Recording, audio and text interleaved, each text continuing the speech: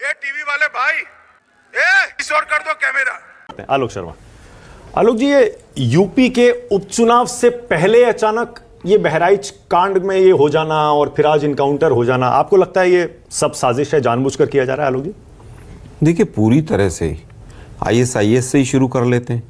IS कहकर कहीं ना कहीं वो हिंदू मुस्लिम एंगल देने को, उसकी उद्धार देने के लिए काम बीजेपी कर रही है।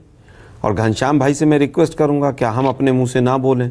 जो भी बोल रहे हैं वो बीजेपी का एजेंडा बोल रहे हैं।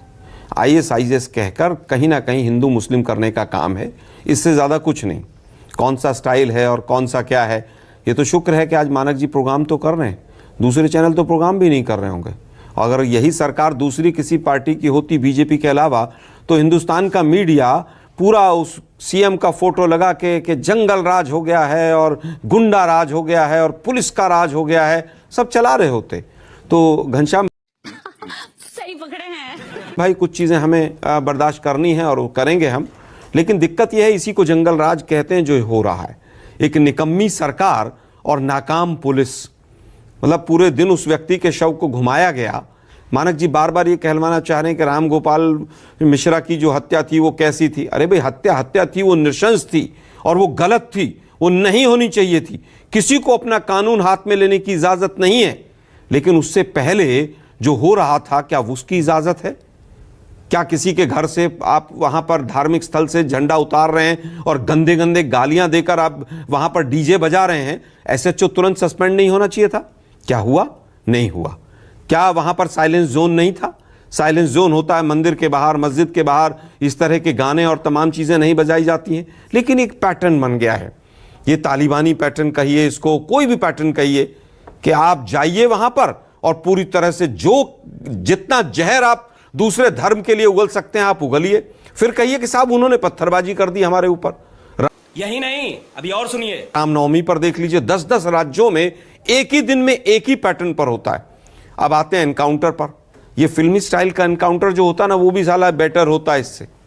फिल्म में भी जो स्क्रिप्ट लिखी जाती है वो भी शायद कहीं ना कहीं से सोच समझ के बेटर लिख लेते हैं। ये गुड्डे गुड़िया का खेल कर रही है यूपी पुलिस। और एक कहावत है तुहिन जी की, पूरी बात पर मैं एक ही बात कहूंगा कि एक तो चोरी और ऊपर से सीना चोरी, कि एक तो गलत काम कर रहे हैं आप, प्रशासन मिलकर पुलिस के साथ, सरकार करवा रही है, और उसके बाद आप कह रहे हैं कि साहब ये ऐसा नहीं होना चाहिए, वैसा नहीं होना चाहिए। ये जगह जगह पर जो हो गया है कि गाने बजाइए, भद्दी गालियां दीजिए। वो फरीदाबाद वाला लड़का एक मिश्रा था, उसको तो मार ही दिया। कौन वो, क्या था वो, आर एन मिश्रा नहीं, वो जो गोली चलाने वाले लोग थे, कौन थे वो, किससे जुड़े हुए थे, कौन से गोरक्षक। अभी ये देखिए बदलापुर में भी हुआ। जब पुलिस नाकाम होती है तो हिंदू मुसलमान करके एक एंगल देके एनकाउंटर कर दो, एनकाउंटर करके गोली मार दो। मुझे क्रेडिट नहीं चाहिए। पूरा देश, आज तो पैरों में गोली लगी आलोक जी। मैं कह रहा हूं पैरों में लगी, हाथ में लगी, तो इससे बड़ी तो नाकामी नहीं हो सकती। आप हथियार बरामद करने गए थे, वहां एनकाउंटर करवाने गए थे। मतलब पुलिस इतनी निकम्मी है। Emotional damage. क्या आप हथियार बरामद करने गए और उसने आपके ऊपर अटैक कर दिया? मतलब इतनी बेवकूफ आप जनता को समझ रहे हैं। पैर पर गोली लगी, छाती पर गोली लगी, सर पे लगी। अरे भाई, नौटंकी बंद करो। अभी बुलडोजर राज के ऊपर भी तमाम एंकर जो है वो बुलडोजर के ऊपर चढ़ के एंकरिंग कर रहे थे। तो घनश्याम भाई, बहुत चीजें हमें भी झेलनी है अभी। चलिए, वो आज वो तमाम एंकर माफी नहीं मांगेंगे। मैंने देखा दिल्ली में, वो यहीं पे नोएडा के 1-2 चैनल की एंकरनियां थी और टीवी पे चल रही थी, बुलडोजर पे ऊपर चढ़ गई थी। मतलब आज वो माफी नहीं मांगेंगी, एक शो नहीं करेंगी वो।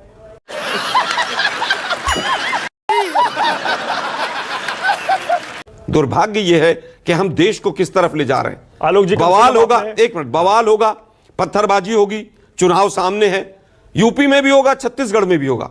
एक नया पैटर्न भी आया है, उत्तर प्रदेश में चुनाव होगा तो दंगा कर्नाटक में होगा। मैसेज जाएगा ना शाम को, मीडिया चैनल्स उसको पूरा दिखाएंगे, ऐसा हो गया, वैसा हो गया। फिर तुहिन कहेंगे आईएस हो गया, तो पूरा मैसेज जाएगा लोगों में। फिर इनके वो सोशल मीडिया की फेक फैक्ट्री जो है वो अमित मालवीय चलाते हैं, जो फिर वो चलाएंगे, पूरा गंद फैलाएंगे। ये देश को आप लोग जहां ले जा रहे हैं, देश समझ रहा है। चलिए, कई दर्जन एसआईटी बनी है उत्तर प्रदेश के आलोक अंदर। जी, अगर एक का जवाब मिला हो, पुलिस ने दे दिया हो, तो बता दीजिए मुझे। ठीक है आलोक जी, कम से कम आपने ईमानदारी से, आपने कुछ सवाल उठाए, कुछ पर मैं आपसे सहमत, कुछ से असहमत, लेकिन आपने कम से कम ईमानदारी से राम गोपाल मिश्रा की हत्या को भी उसी तरह से कंडेम किया जिस तरह से किया जाना चाहिए। कानून को हाथ में लेने का हक किसी को नहीं है। झूठ बोल रहा है। No no no no, I am telling you. अभी अनुपम, इसके बाद आ रहा हूं आपके पास। हत्या जो है वो गोपाल मिश्रा की जो हुई है, राम गोपाल मिश्रा की, वो निश्चित रूप से शर्मनाक है, दंडनीय है, निंदनीय है, किसी की भी हत्या हो। लेकिन वो जो उसके पहले जो कुछ हुआ वो भी उतना ही शर्मनाक है। ये परिस्थिति कैसे बनी हत्या की, ये भी महत्वपूर्ण है देखना। तो इसलिए मुझे लगता है समग्रता में चीज़ों को देखना चाहिए। एनकाउंटर की जहाँ तक बात है, फर्जी है कि नहीं फर्जी है ये मैं भी नहीं कह सकता। जैसे ओपी सिंह साहब कह रहे हैं, मेरे बहुत अच्छे दोस्त हैं और बहुत काबिल अफसर हैं, उनका कहना बहुत सही है कि भाई जब तक हम फील्ड में नहीं है, ना मैं हूँ, ना वो है, ना आप हैं, तो हम उसको फर्जी और वो कैसे कर सकते हैं। लेकिन एक बात ज़रूर, एक प्रश्न हमेशा मेरे दिमाग में उठता है, मैंने उस पर ट्वीट भी किया था एक बार, और ओपी सिंह साहब हैं तो शायद ये उसका उत्तर भी दे दें कि आखिर क्या वजह होती है कि पुलिस कस्टडी में जो है अपराधी अपनी मौत को दावत देता है, कि पुलिस का हथियार छीन के भागने की कोशिश करता है, हथियार बरामद करने, उठा के मारने की कोशिश करता है, जब मालूम है कि मार दिया जाएगा, क्योंकि जब 10 पुलिस वाले घेरे हुए हैं, हथियारबंद पुलिस वाले, और उसके बाद भी अगर कोई अपराधी, चाहे वो विकास दुबे हो और चाहे वो एक जो जिनका आज हुआ है वो हो, या जितने मंगेश हो या जो भी हो, जितने एनकाउंटर हुए, मतलब हमेशा वही कहानी आती है कि साहब वो पुलिस ले जा रही थी, वो हथियार छीना, उसने मारने की कोशिश की और उसके बाद पुलिस ने आत्मरक्षा मार दिया। Emotional damage। तो ऐसा कौन सा पागल अपराधी होगा जो 10-20 पुलिस वालों से घिरा हुआ, हथियारबंद पुलिस वालों से, और अपनी मौत को खुद दावत देगा? एक तो ये मेरे प्रश्न, इसका उत्तर मुझे आज तक समझ में नहीं आया। एक मुठभेड़ वो होती थी जो ददुआ के साथ जंगल में हो रही है, उसके साथ हो रही है, निर्भय के साथ हो रही है। हमारे यहाँ ऐसा ही होता है।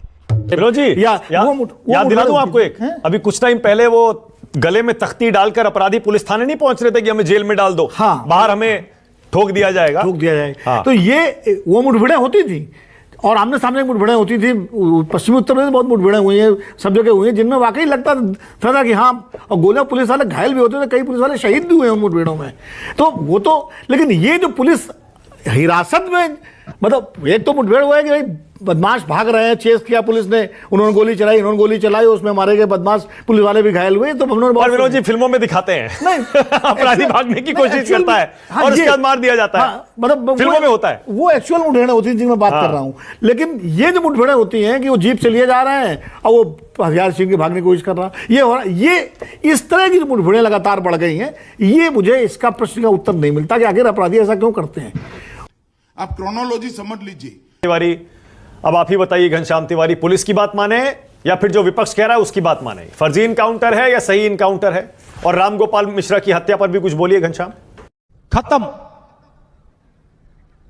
Bye bye, tata, good bye, गया। ये भगवान क्या जुल्म है।